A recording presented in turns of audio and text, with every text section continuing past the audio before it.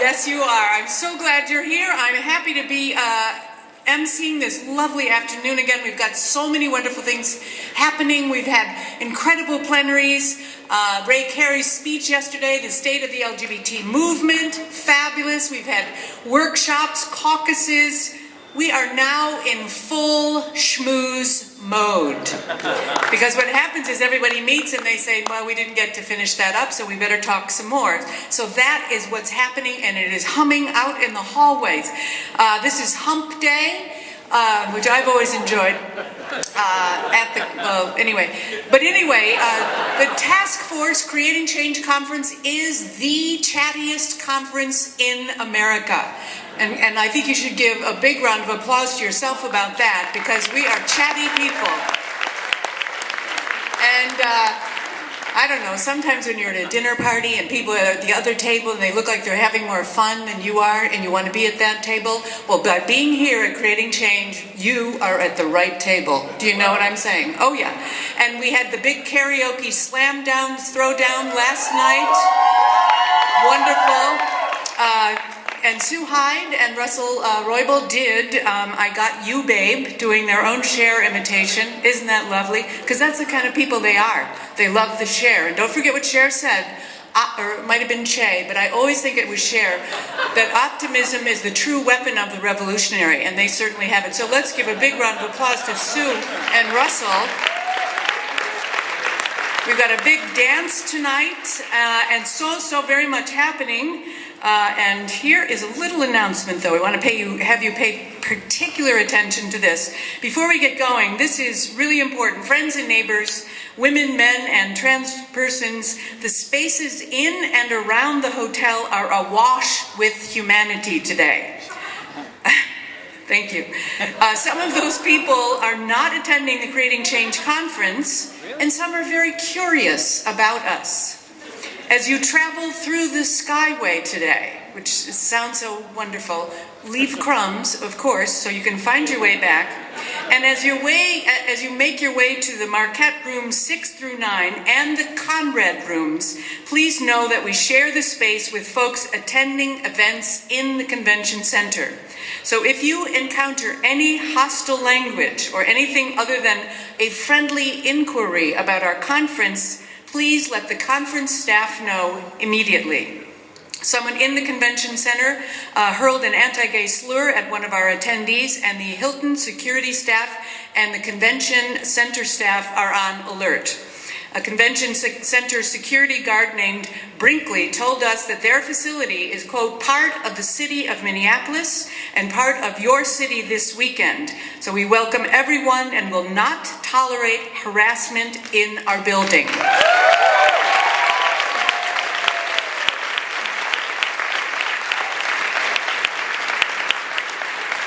It's so good to get away, isn't it? The Hilton Minneapolis staff feels the same way, and so does your Creating Change team. The groups at the convention center that we are sharing the space with is Teen Mania, which is a Christian teen group. Joke not said, joke not said, joke not said. Also a soccer seminar. And the International Motorcycle Show, sponsored by The Progressive.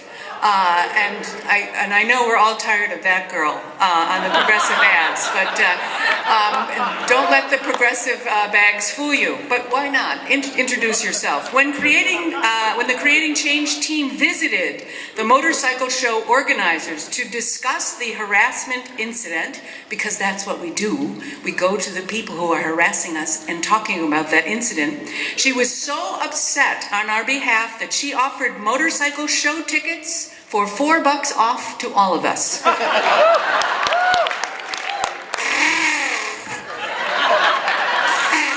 Dykes on bikes. I love them.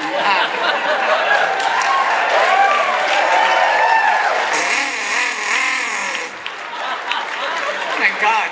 It got out of hand when she started doing sound effects. But anyway, I love those dykes on bikes. I rode with them 1 year, and the only rule this woman said to me was, never put your feet down until I tell you, which I have always followed.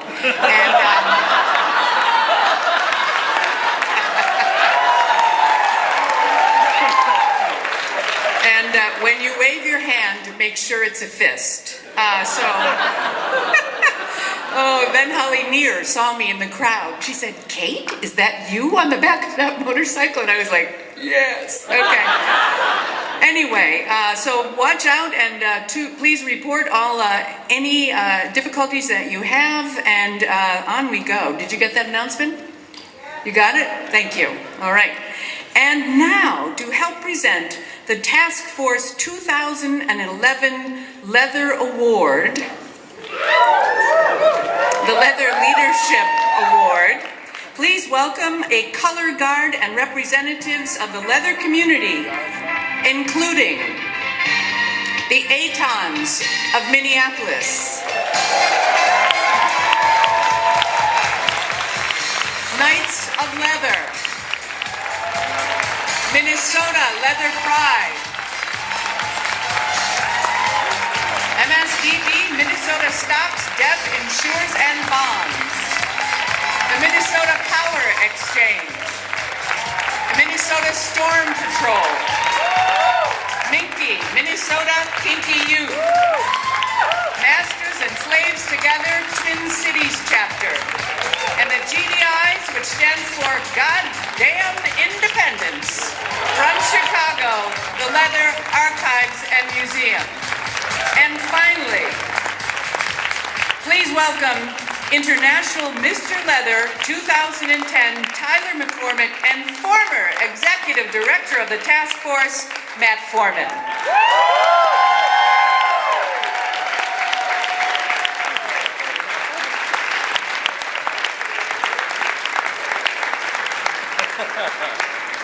Thank you.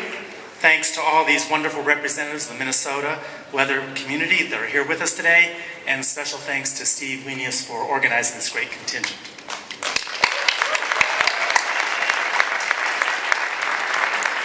The task force created the Leather Leadership Award 6 years ago for 2 reasons. First, it wanted to have a way to acknowledge the enormous contributions of the leather community and its leaders to the larger movement, and recognize that those contributions are so frequently overlooked by the larger movement. And second, the task force felt it was very important to show the world that it proudly embraces and celebrates the diversity of all our people, and it appreciates and honors the reality that those who have the courage to push sexual, gender, and power boundaries make progress for all of us easier, not harder.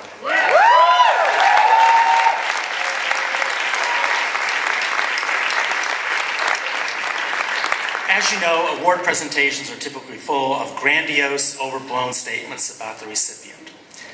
Today, however, there actually aren't any words big enough, broad enough, or sufficient enough to describe Chuck Renslow's impact. Not on virtually every single leather person across the planet for the last 6 decades, but on advancing LGBT rights in Chicago, in Illinois, and internationally. There are no boxes to put Chuck in. At age 17, he was a merchant marine. He founded and published a leading gay newspaper. He was the man behind the introduction of Chicago's first gay rights bill. He has served on 14 gay and straight organizational boards, including the International Lesbian and Gay Association, and 2 separate stints on the task force board. He's a master mason of the 3rd degree. That's as high as you can go in Freemasonry. Over the years, he's been a father to nearly 24 young people who needed a family. And a decade before Stonewall, I said, yeah, a decade before Stonewall, he opened the Gold Coast Bar in Chicago, one of the nation's first openly gay bars, and it was owned by one of us, not the mafia.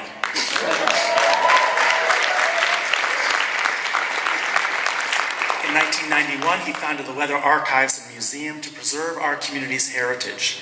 And today, it is the largest LGBT history archive in the world, and Chuck was there to proudly burn the mortgage on the building in 2004. And Chuck has always been political, fighting police abuse and corruption from the start, becoming the first openly gay precinct captain in Chicago's history, and leading the drive election cycle after election cycle to elect pro-gay and LGBT people to office. And what's more remarkable than all of that, this whole time, this 60 years, he has never hid who he is, a proud gay man who proudly promotes leather sex, BDSM sex, and kink. The powers that be have had to deal with that and accept it if they wanted Chuck's backing and influence, and they always do. And of course, there's International Mr. Leather, now in its 33rd year. To talk about that, it is my great honor to introduce Tyler McCormick, the current International Mr. Leather.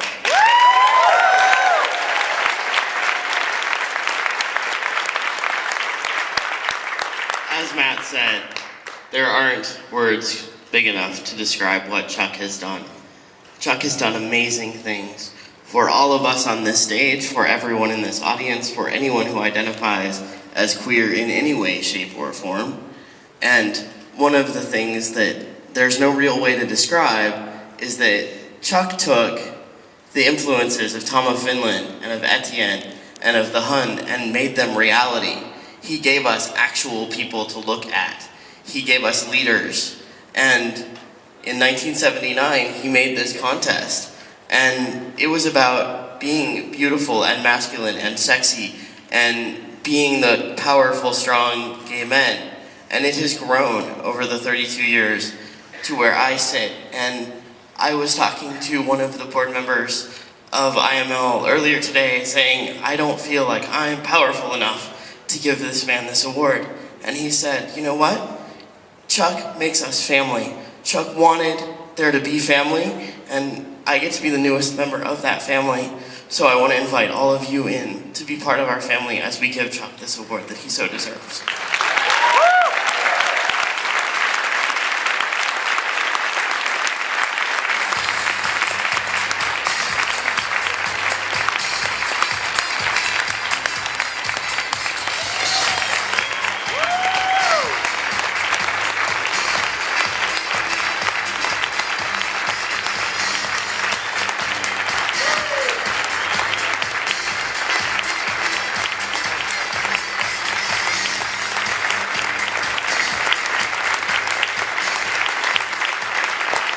Thank you.